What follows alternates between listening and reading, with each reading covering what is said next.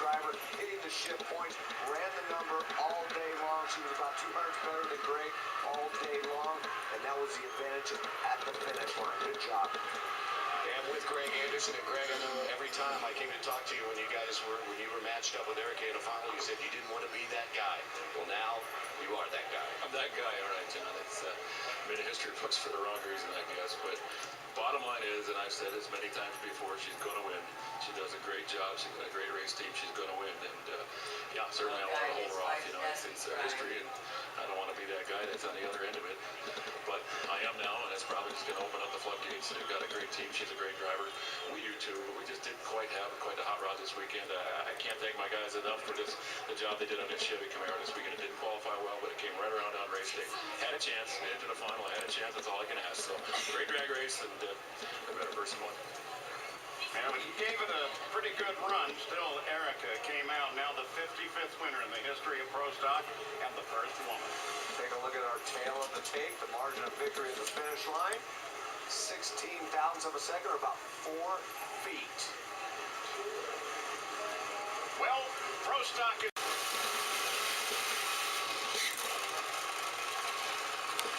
Jeff lost here in the final round to Mike Neff, his last final on the tour. His last win on the tour was at Houston, where he beat Mike Neff. Oh, now the crew's down there. It's going to be a celebration tonight, I can tell you that. So Jeff brings it back. Courtney Ford, in just her 11th race, her 11th, she's looking to win for the first time. And with the track cooling down, Jeff Arend says his car is tuned up and ready to throw down a good number. While he's usually upbeat, you know what? You can really see his attitude getting even more positive lately. That's because both Coletta Funny cars are running well. And you know, that's what had been missing from the Coletta team going up against these multi-car teams, is having that extra information. But now alongside with the Alexis DeJoria Funny car, this Team Coletta Funny car tandem is doing really well, and you can tell Jeff is a lot more confident. So you saw that wins by lane, left with 3 wins, 11 for the right. Jeff had lane choice. He picked the left lane because he was in that lane in the previous round when he didn't have the choice, and ran a 410, a very nice run.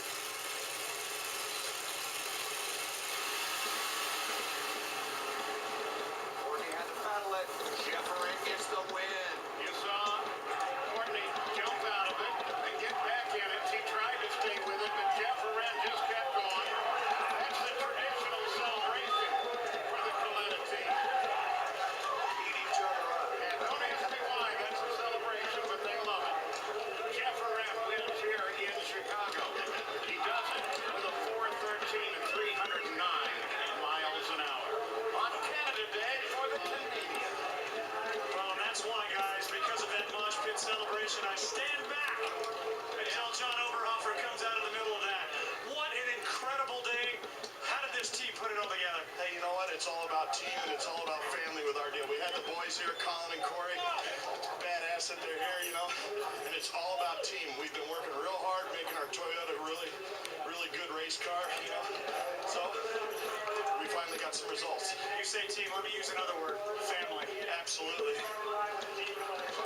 They really are a family operating up in Ypsilanti, Michigan, and it's a different place. They don't have other Top Fuel or Funny Car shops to compare to because they're a long way from Indianapolis where most of them are. Courtney left the start line 100th of a second ahead of Jeff Arend. There was 200 quicker in 60 feet, but you saw her have to get out of the throttle and start to rattle the tires to get through coverage. She did a good job driving, but unfortunately for her, Jeff Arend was making a very good run. There was no way she was going to run him down.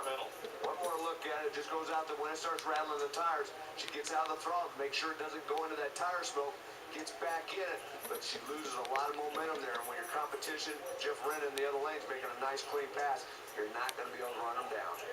Well, nothing to be ashamed of there. I wasn't ready for it to be that quick. How much better does win number 4 in your career feel than the first 3? Oh, fantastic win. I mean, ever since I got the date from the Colettas to drive for Scott, you know, it's been a big deal, and they wanted a safe and competitive car, and we got one now. I mean, this thing's hauling the mail, running great for DHL, Technicolor, and Redline, and My daughter said to me, you better get me that Traxxas car. She didn't care about the shootout, but she wants that Traxxas car. So we got it now, but I want to thank Nikki, Jono, all my guys that worked so hard. Del Worship for helping out. Jimmo was a big family over there. And all right! Canada today, and he jumps up to 6th in points. And a very happy team owner, Conrad Coletta, here at the starting line. Look at the smile on your face as that DHL car goes to victory lane with your grandsons on the property. What does that mean? Oh, it means a lot to us. You know, it's Scott's car, and the two kids are here. Really young. I want to congratulate you.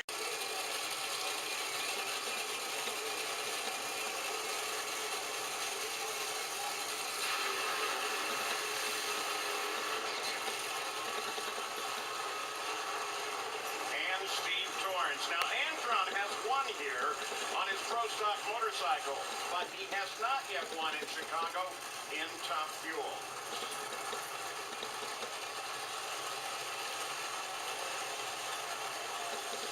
John Forrest finds his daughter, tells her it's okay.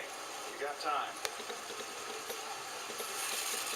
Steve Torrance looking to win his third race of the season and of his career. He would tie Massey for the most Top Fuel wins this season.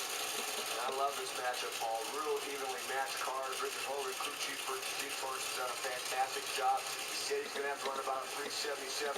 He's capable of tweeting it to that number, but so is Brian Karate, Mark Oswald, Antron Brown's crew chiefs. They're able to do the same thing. They have two very good drivers, very good leaders. In other words, they get that good reaction time off of the starting line. It could be the difference in this race because these cars are so evenly matched. And what a possibility here for Don Schumacher, a man who now knows he's going to be inducted into the International Motorsport Hall of Fame this weekend. It's his home racetrack, and if he can get that Matt car home with a win, it'd be a great win. Oh, red light for Torrance. The win goes to Antron Brown on the red light. It was over at the starting line. Torrance was there, though, a 380. It's a 378 for Antron Brown. Torrance's run does not matter at all. He lost the second the light came on. Well, in the middle of a gaggle full of black and blue team members here, there's an owner that wears the red shirt, and his name is Don Schumacher. And Don, with the announcement of the induction, the win here, doing it in your backyard, so to speak. How could this weekend be any better for you? It was a great, great weekend. I mean, for Antron to pull this one off, win it for DSR, Matco Tools, U.S. Army Errands. What a great driver, what a great team.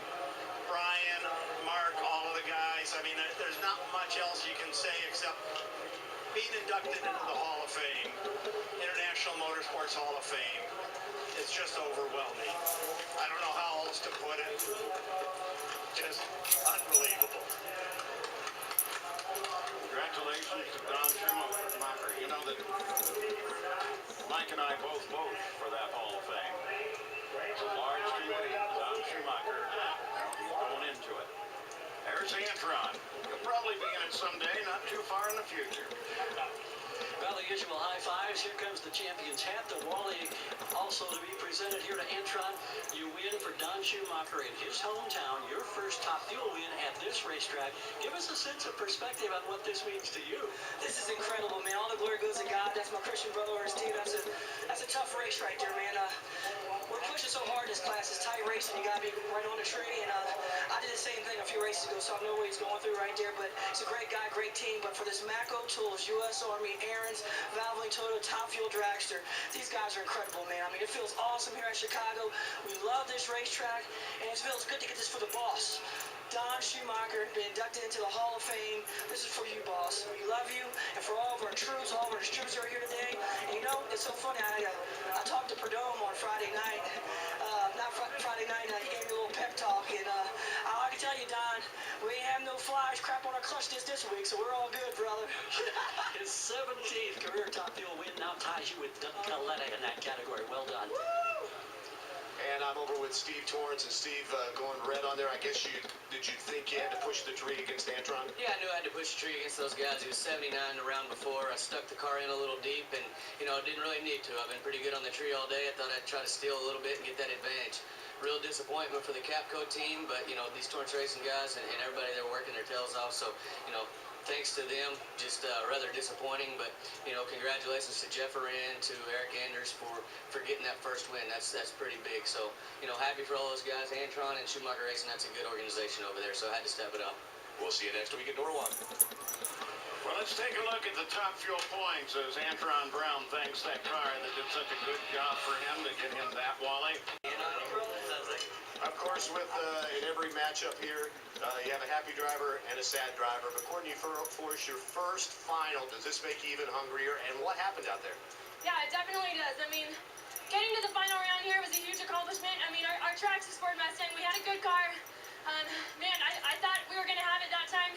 It shook on that run. I tried to pedal it as quick as I could. I'm new at pedaling, and I thought, hey, I did a pretty dang good job for that final round, but we did the best we could. We barely got in the show this weekend, and making it all the way to the final round, you can't be mad at yourself. I wish I could have won it for all my sponsors, for Traxxas Sport, Castrol Auto Club, Brand Source. I'm sorry that I couldn't do it, but you know what? It just gives me hope that, we have a good hot rod, and we're going to be back out here next weekend in Norwalk, and we're going to kick some butt.